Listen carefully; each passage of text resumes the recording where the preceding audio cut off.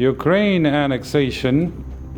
Russian President Vladimir Putin formally declared 4 regions of occupied Ukraine are part of a Russian and blamed the West had created a precedent by using nuclear weapons at the end of World War II.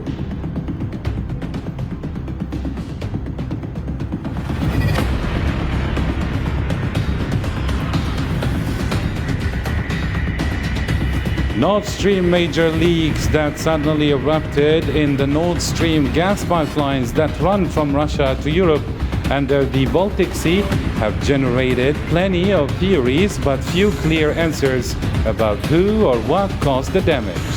This is All 24 News special coverage.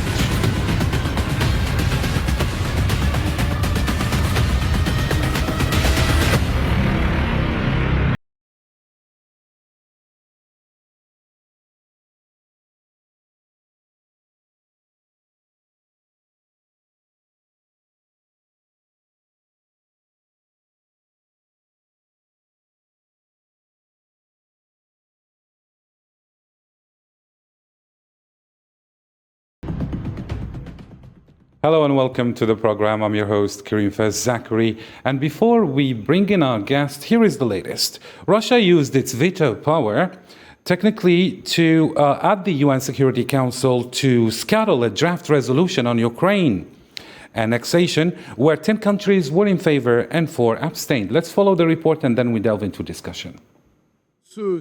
Russia vetoed the Western bid at the UN Security Council to condemn its annexation of Ukrainian territory, but found no other support, with its closest allies abstaining.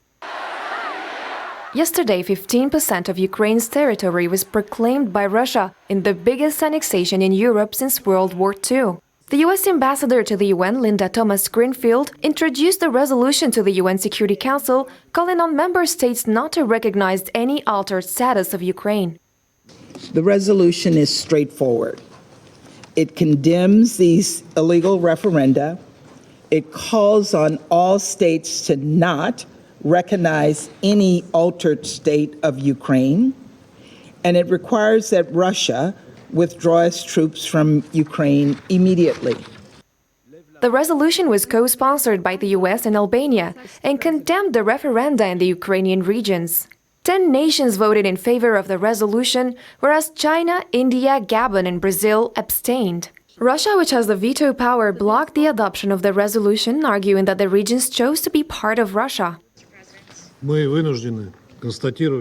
Tell me, do you seriously think that Russia will consider and support such a project? And if that's not the case, it turns out that you are intentionally pushing us to use the veto power so that we can then talk about Russia abusing that right. Such openly hostile actions on the part of the West are a refusal to engage and cooperate within the Council, a denial of experience gained over many years. This is nothing more than a low-level provocation whose objective is clear to all of us. While the UN is assessing the current development in Russia-Ukraine's conflict, some countries are annoyed that the West is focusing all the attention on Ukraine. All right, let's bring in our guest. We have via Skype Mr. Mustafa Ragabi, chair of the Egyptian Association in Europe from London, along with Greg Simons, an associate professor and researcher at Uppsala University from Sweden, as well as Mustafa Kurisi, an assistant professor of Homeland Security from USA. Gentlemen, thank you indeed for agreeing to be with us. And let's kick it off with you, Mr. Kurisi. The Kremlin's latest round of nuclear saber rattling began on September 21st, when Putin warned that should NATO countries use weapons of mass destruction against Russia, we will, quote, certainly make use of all weapon systems available to us, unquote. And this is not a bluff, he added in an address meant to announce his decision of a partial mobilization and to endorse referenda in Russian-occupied parts of Ukraine. It follows from Putin's, it follows Putin's statement that Russia's nuclear umbrella will be extended to cover the occupied territories which were annexed by Moscow on September 30th. And if Putin's warning was not explicit enough, his lieutenant as Russia's Security Council, Dmitry Medvedev, stressed that the next day that Russia could use its strategic nuclear forces to defend the newly annexed lands.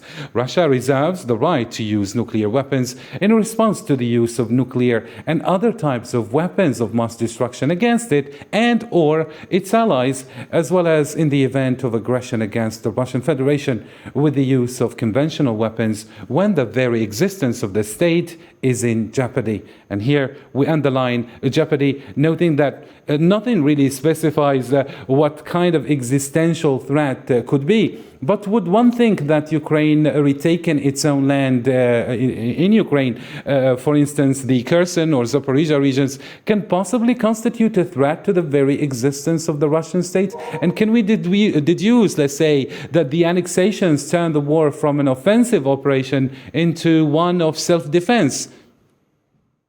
Yeah, I think first of all, the war now turned into self-defense from the Russia side, because first of all, the Russia now is not making progress, especially in the south part, because of the successful Ukrainian counter operations. I think it is very timely for Putin to declare that these territories are Russian territories anymore. I think it's kind of like, selling them to the domestic audience. In terms of whether or not any attack from Ukraine will be a threat to existence of Russia, I think yes, because at this point, Putin needs a victory, and the annexation of these territories will constitute a victory, and Putin wouldn't like to lose this opportunity to declare a victory, at least on these territories. So I think any threat, any attack from Ukraine to these territories will be understood as a threat to the existence of Russia. However, in terms of response, I don't think Russia would go too far by using some nuclear weapons. I think this is just kind of a bargaining leverage. So they are using nuclear weapons as a bargaining leverage, and also to deter Ukraine from attacking these territories. In this stage, I don't think Putin would take such a step, because that will be so costly. But in the future, Putin may use these types of weapons, but that really depends on how much his power will be at risk within Russia. Very nice indeed. What about you, Mr. Ragab? Would one also think that perhaps Putin would see the cost of a nuclear response to such recapture of territory as exceeding the benefits? How do you read it yourself? Well, if you try to read the situation on the ground and what every party is claiming, I wouldn't say it's confusing, but every party is trying to claim victory. The Russians have made the referendum. The Russians have won these parts of Ukraine to belong to Russia. They represent 15% of the Ukrainian lands. The Ukrainian claiming victory on the other hand. And of course, when the situation gets worse, if the Ukrainian progressed with their attack, then you will expect the situation to get worse. And the Russian, if they were squeezed, they will use the mass destruction weapon. But of course, that will need to take a lot of measures and consequences of what will happen on the ground, what the West and the American especially will put their weight behind that. Will they give the Ukrainian more advanced weapons? We're witnessing a situation there where you look at the pipe, the gas pipeline, and what happened to it. And we go back to President Biden, who was asked what will happen if the Russian occupy parts of Ukraine. He said, we will destroy this pipeline. So there is things happening there. And at the end of the day, the situation is not getting any better. It's getting worse every day. And each party is claiming victory. But of course, what we see on the ground, that there is a lot of destruction in Ukraine. There is no doubt about it. Very nice indeed. And what about you, Professor Greg Simons?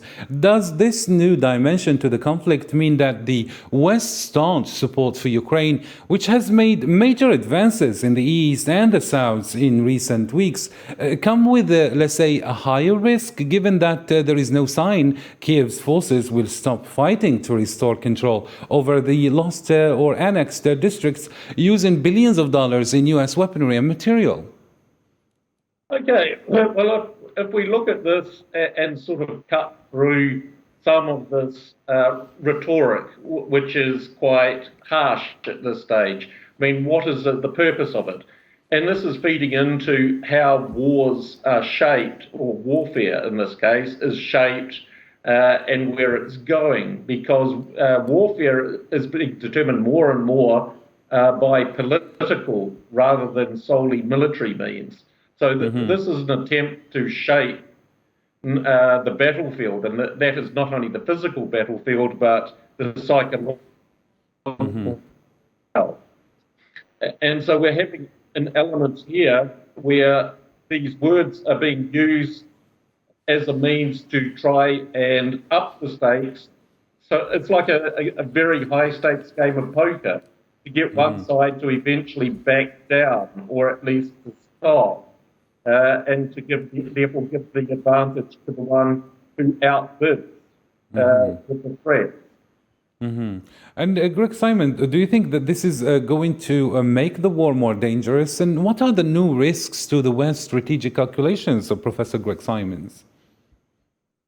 Well, yes, absolutely. It does make it more risky, because what happens now, I mean, you get the element of uncertainty, and which is elevated. When you get more uncertainty, when such high stakes by all sides have already been laid, there's a lot to lose. So therefore, there is this reluctance to step down, so that only leaves stepping up the risk. And I think this is extremely problematic. What about you, Mustafa Kurisi? How do you read the risks yourself? And how is the West going to deal with a long-term challenge to the international rule of law as they see it? And how accelerating the entry of Ukraine into NATO going to change anything whatsoever? Isn't this some kind of a dangerous move that would bring World War III closer? I think, the World War III, or talking about World War III, we're too far from that point at this stage because of the huge costs of such a war for not just Russia, but also Western countries, including United States too.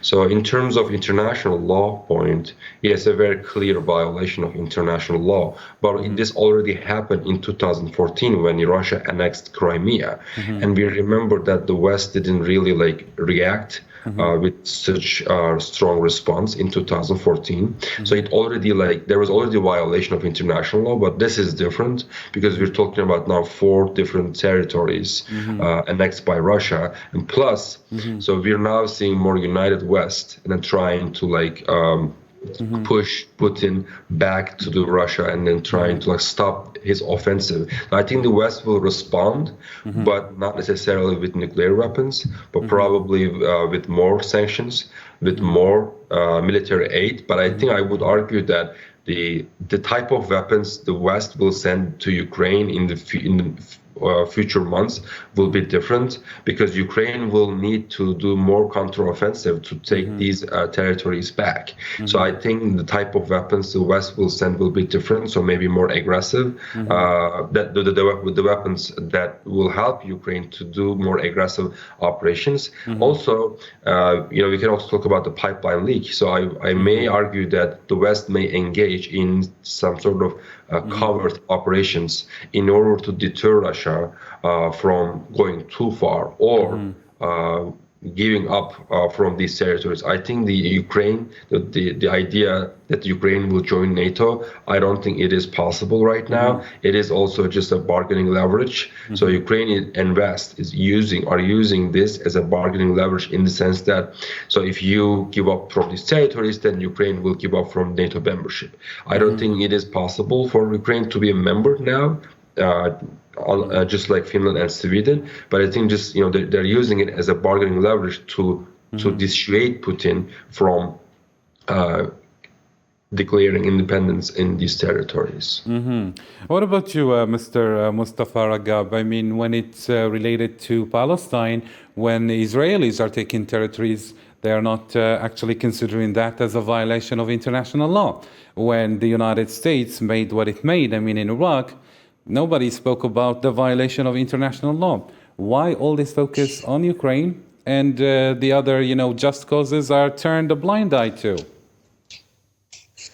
I'm so glad you brought this issue into the program because as a human being, we watch all the hypocrisy in dealing with issues. The United States will support the aggression in Palestine, will move their embassy to recognize the Israeli occupation. They will do whatever it takes to support Israel in their aggression. But on the other hand, the reports that we had last week that they will not recognize the independence of those states in Ukraine that belong to Russia. So there is a big kind of hypocrisy going around. We know that. We know that there is no right or wrong in dealing with things. But let me tell you, if this war was really between Ukraine and Russia, it would have finished long time ago. But it is a war between Russia and the West, headed by the United States. And they're stepping this every day when they see that the Russian is doing progress in Ukraine. They will do more, whatever it takes in their power, to stop the Russian or to claim some victory. It's a tactical war. It's a war that is happening. They actually like two football teams playing not on their ground. They are playing on the Ukrainian ground, but the Ukrainian is paying the price for that. And I don't know. The Ukrainian could have stopped this war a long time ago if they declared that they're not going to join NATO. Easy.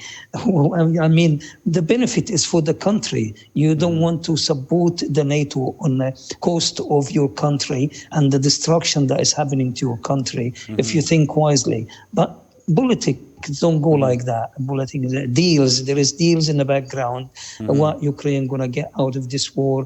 Who's going to build Ukraine after this war? What is the future of the Ukrainian people? But going back to Palestine, oh my God, you cannot compare the hypocrisy that is happening with the dealing, especially the American, dealing with issues in Palestine, witnessing everything that no human being on earth will accept or will approve, but they will approve it for the sake of supporting the Israelis. And it comes to Ukraine, they're not going to recognize the independence of those states. What can I say?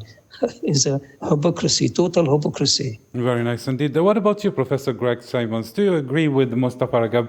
Is this West hypocrisy when it comes to dealing with other just causes such as Palestine and Western Sahara? Why aren't everyone speaking about it just like Ukraine? Well, he's absolutely right, of course.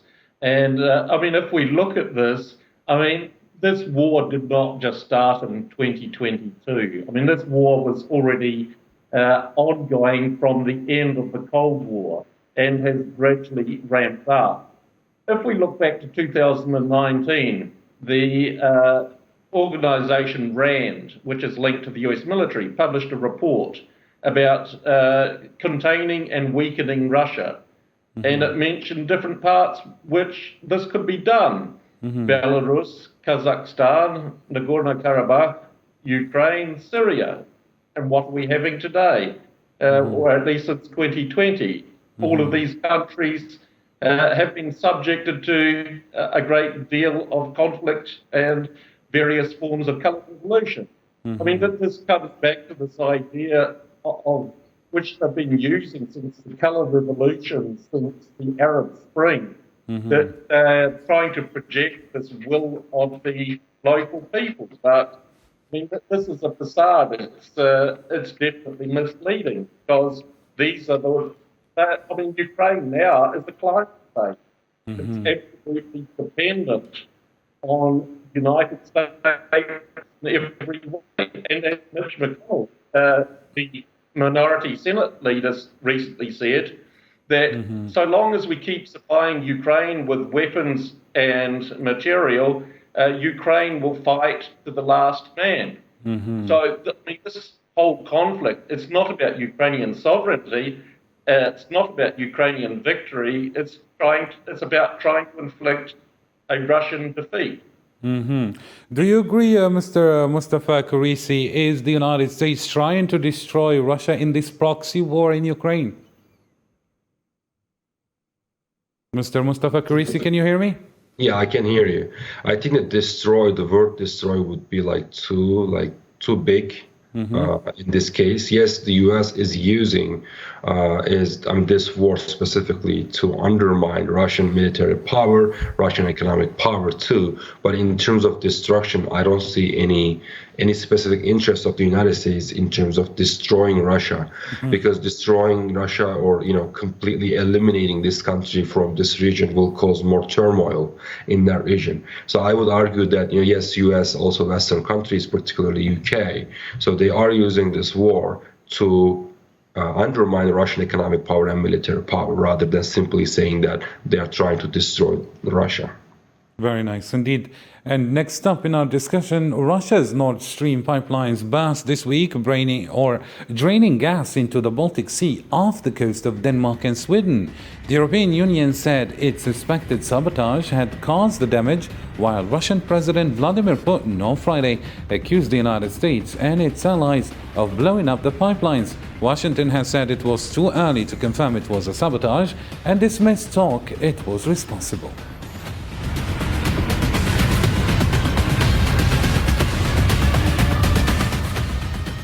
All right, here is the latest. The Russian ambassador to the United Nations on Friday told the Security Council that the U.S. has much to gain in gas trade from damage to the Nord Stream pipeline system under the Baltic Sea, but stopped short of blaming Washington for this week's explosion. A council meeting convened at Russia's request addressed leaks discovered on Tuesday on the Nord Stream 1 and 2 pipelines, on which Russian-controlled Gazprom and its European partners spent billions of dollars. And finally, the main question, whether what happened with Nord Stream benefits the United States. The answer is undoubtedly American liquefied natural gas suppliers should be celebrating the manifold increase in LNG supplies to Europe, and from a political standpoint, the last threat ensuring the energy independence of the EU has been ruptured. The United States categorically denies any involvement in this incident, and we reject any assertions saying the contrary. Let me also talk about energy supply, since that was raised, and the relationship between the United States and our European friends and partners in the energy sector. It's been clear for years that Russia is not a reliable energy supplier. So yes, the United States has been working with our European partners and our allies to increase their energy resilience and provide alternative supplies.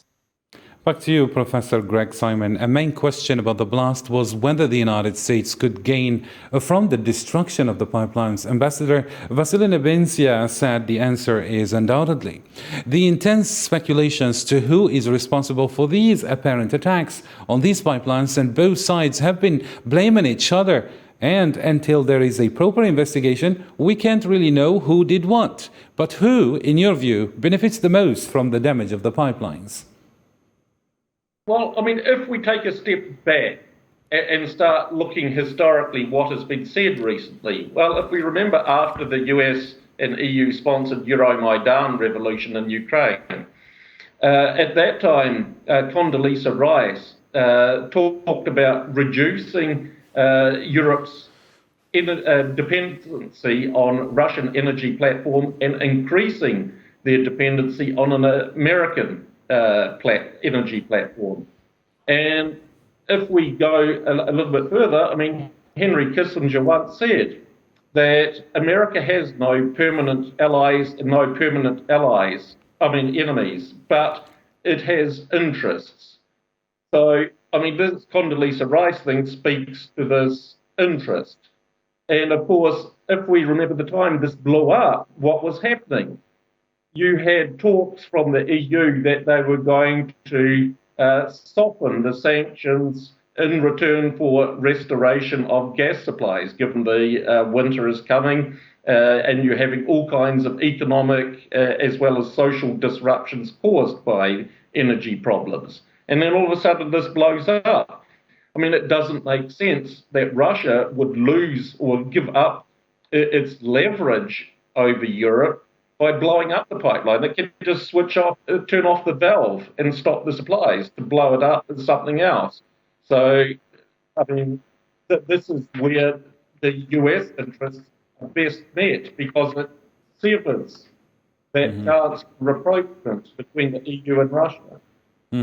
What about you, Mr. Mustafa Ragab? The timing of the damage is certainly very curious and suspicious. Who do you think benefits from this destruction? And why would Russia, as some are speculating, damage its own pipeline, which is going to be costly on its economy, while they can simply shut the gas off if they wanted? Well, this gas issue have really caused a lot of destruction around the world. But we need to decide first, so they need to decide first, was it an accident or deliberately done? And I was talking to an expert in that field, and he said it's very easy to decide with all the latest technology that if they turn the tabs off, then the pressure might cause this explosion. And if it happened deliberately, they have the equipment to go underwater and see if it was blown from inside or outside.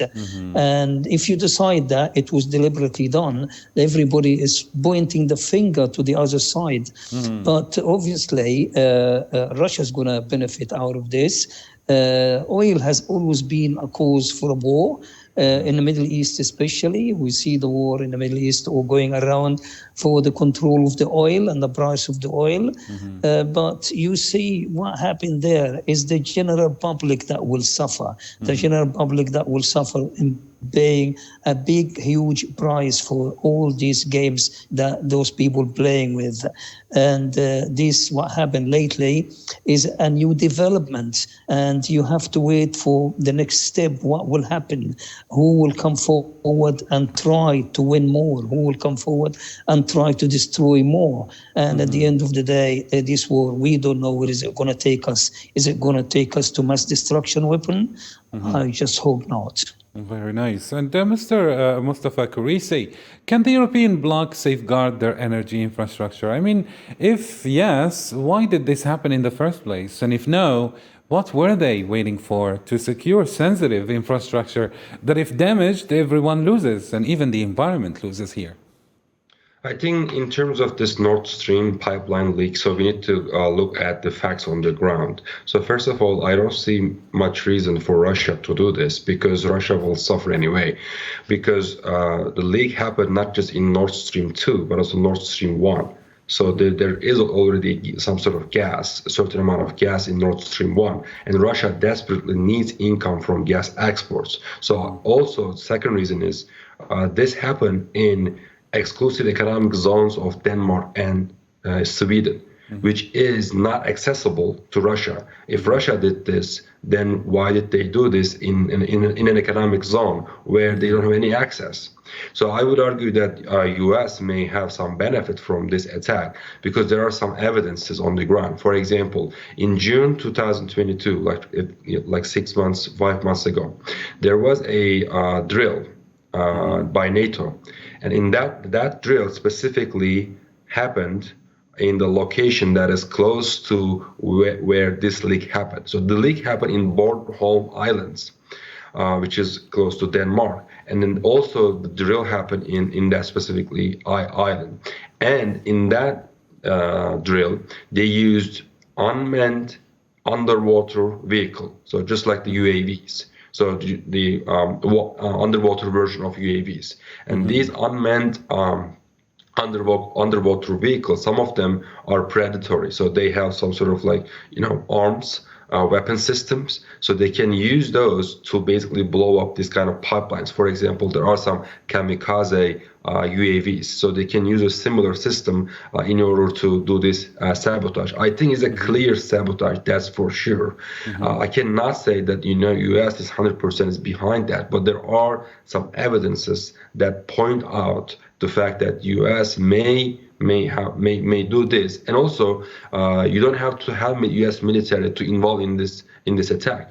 So U.S. military recently said they deny any involvement in this attack, but you can actually hire a certain security company like Blackwater, for example, and then to do this attack. So it's not really complicated. Secondly, European Union also is suffering that. So I don't think European Union is behind that. Plus, Germany is desperately needing gas from Russia. So I agree with other panelists, because this is happening when Germany was looking for softening sanctions and then trying to restore gas. And it is also helping United States, because United States exports liquefied natural gas, LNG exports, increased dramatically during the war. So Germany was trying to restore gas from Russia by softening sanctions, and even German foreign minister went to Ukraine to push Ukraine for a negotiated settlement, but it was rejected. So I think this happened exactly in this time framework. So United States doesn't want any negotiated settlement, at least at this stage. And also they want their liquefied natural gas export to increase more dramatically. So in that sense, I think there are some evidence partially suggesting that the United States may be behind that, but so we cannot absolutely prove that 100%. What about you, Professor Greg Simons? Do you agree? Why do we leave a sensitive infrastructure such as energy infrastructure in this time, just unattained? Yeah, well, it's deeply problematic, because this has been used as a geo-economic weapon. And if we look historically, attacks on these kinds of infrastructure have been used as a political pretext for war. We can look at the Suez crisis in Egypt, when France and Britain attempted to do a similar action, sabotage action, but it absolutely backfired. And I think this is what we may see here, that everyone is looking to the US. They can't prove at this stage it is the US conclusively, but this may backfire. You've already had one of the largest textile manufacturers in Germany say that Germany should break from the US because of this action. So the politics of this, the full result of this is yet to come. And I think it won't take too long before we see some results. Very nice indeed. And Mr. Mustafa Ragab, is the scheme to steer away from Russian energy products, mainly gas, really working for the West? And what other options does Russia have if its products aren't, say, bought in Europe? They are certainly sold in elsewhere, such as India, China, and not to mention the national consumption in other directions toward the east and south. Well, as from the beginning of the war, we've seen how desperate the West is for the Russian oil and the Russian gas. And that is why a few countries did not want to show their full support in order to keep getting their supply of the Russian gas. This is a very important thing to all of Europe. So Russia can play that card very well, and they have been playing that card very well. And they stopped a few countries, especially the German, from putting full weight behind this war. So the Russian gas is playing a big part in this war. But the West will buy the gas. They need the gas. So Russia can sell the gas to anybody, and they have done that. But the most important thing now in this economical war, that the Russian is using their own ruble, their own currency now to get paid for whatever they do. And a few other countries are stepping forward to do the same. Seeing the dollar now in their best time, this move might make some serious development in the war itself if we're going to go to the currency war between those countries. Russia can sell to anybody, and they are selling to everybody. It won't affect their sale of gas anywhere. And Mr. Mustafa Kurisi, is America going to play an important energy player role in Europe? And where would that leave Moscow and its ambitions? Yeah, I think, the main idea behind basically trying to undermine Russian economic power is to stop European dependence on Russian gas and also create another dependency of European countries on United States. And that is why these LNG exports, United States LNG exports during the war to Europe significantly increased. And they are, this attack is also showing that the United States may even go too far to stop this dependency on Russia and increase the dependency on the United States exports. So I think probably in the gas market, we will see a significant change. And then the dependency on Russia will probably end in the very near future. But now we're going to see another dependency of European countries on the United States in terms of liquefied natural gas. So given that, probably U.S. will be a major player in this market and then will probably prevail against Russia. And Professor Greg Simons, from the question of gas and heating through food prices to the threat of nuclear war, the threat of the Ukrainian war is escalating to unmanageable proportions according to many analysts. What can we do now, Professor Greg Simons? More stringent sanctions intended to increase the diplomatic, economic and military pressure on Moscow clearly aren't working. Correct. Sanctions have never worked. Are purported to do. If we look, otherwise Cuba would be in a different, with a completely different political regime, as would Iran. So sanctions are ineffective in achieving what they're doing. What they are effective in doing is creating some kind of collective punishment for the mass public. And the US is pulling the strings in this. They're the ones controlling it. However, if we look at it, how much hurt politically, economically, etc., will it take for publics to rebel against their governments in order to have their previous standard of living restored? This is going to be one question. And the other question is for governments who are facing an election. The United States is going to face a midterm in November. This is going to come with political costs if they are seen as pursuing a war which contradicts the voting public's interests. Very nice indeed. And as a final question to Mr. Mustafa Ragab, how does this represent a fundamental challenge to the international rule of law, and how does it test the principle of the Western-led post-World War II, a world that is free, where people exist freely, have the right to choose their own national and political destinies? Or is this just, let's say, poetry? And why isn't that really applied on Western Sahara and Palestine? We have already discussed that. Well, as I said before, people are not really free to choose because if people were left to choose, none of this will happen. People are always under the control of superpower and how they're competing together to control the economy, to control spaces. This is what we are witnessing all the time.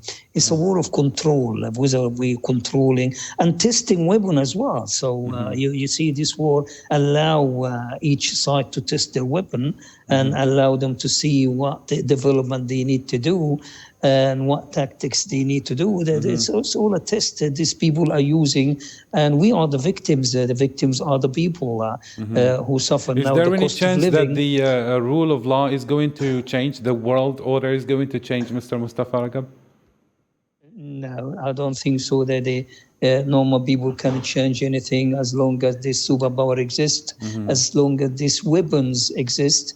The development of weapons every day, you can see how they get advanced in producing future weapons. It's just scary. It's very scary. Very when you clear look point. around, Understood, Mr. Mustafa Ragab. Thank you so much. We have unfortunately run out of time. Professor Greg Simons, Mr. Mustafa Kurisi, and Mustafa Ragab, thank you so much for your thorough analysis. And thank you, dear viewers, for keeping it here on All 24 News. We have reached the end of our special coverage. For more stories, you can visit our social media platforms. It's the end. Bye for now.